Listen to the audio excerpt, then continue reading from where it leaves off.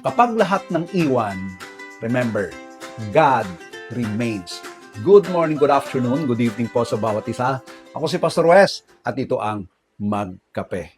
May panahon ba na pakiramdam mo, lahat na lang ng iwan sa'yo? Yung taong akala mo manatili, umalis. Yung mga taong inaasahan mo, hindi mo na makausap. At dumating ka sa point na sasabihin mo, Lord, ako na lang ba mag-isa? Yan yung devotion namin kanina sa Magkape. Nasa 1 Samuel chapter 30 na po kami. At doon namin nakita si David nung pauwi na sila sa Siklag. Nakita nila yung kanilang lugar. Sinunog ito ng mga Amalekites. At binihag pa yung kanilang mga asawa at yung kanilang mga anak. Imagine the pain. Wala ng bahay, wala ng pamilya, wala ng possessions. At masakit pa, even David's own men, yung mga taong kasama niya sa laban, were talking about stoning him. Gustong patayin siya. Sa 1 Samuel chapter 30 verse 6, ito yung sagot ni David. But David strengthened himself in the Lord his God. Anong manotice nyo doon sa verse?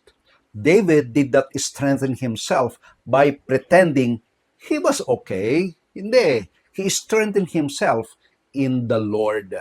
And this point to Jesus Christ. Maalala natin nung si Jesus Christ nandun sa cross at sinabi niya sa Matthew chapter 27 verse 46, my God, why have you forsaken me? Remember, si Jesus Christ, mayroon siyang human nature. Jesus entered the deepest suffering and rejection for us. Yet, He remained obedient to the Father. And because Christ died and rose again, we have this promise from Hebrews chapter 13, verse 5.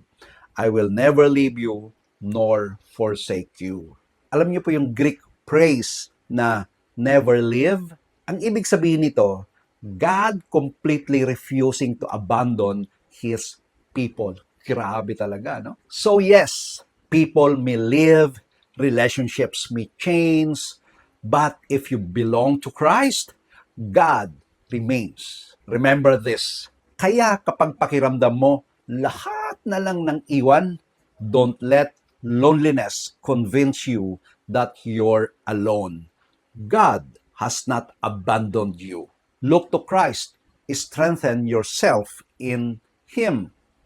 And remember, people may live, but God's presence and faithfulness remains. Kung may kakilala kang nagtatanong, how to get to heaven, meron po akong link diyan sa description. I-copy mo yon at isend sa kanya. Again, ako si Pastor Wes, na laging nagsasabing, be an inspiration at solution po. Ingat po kayo. God bless everyone. Bye.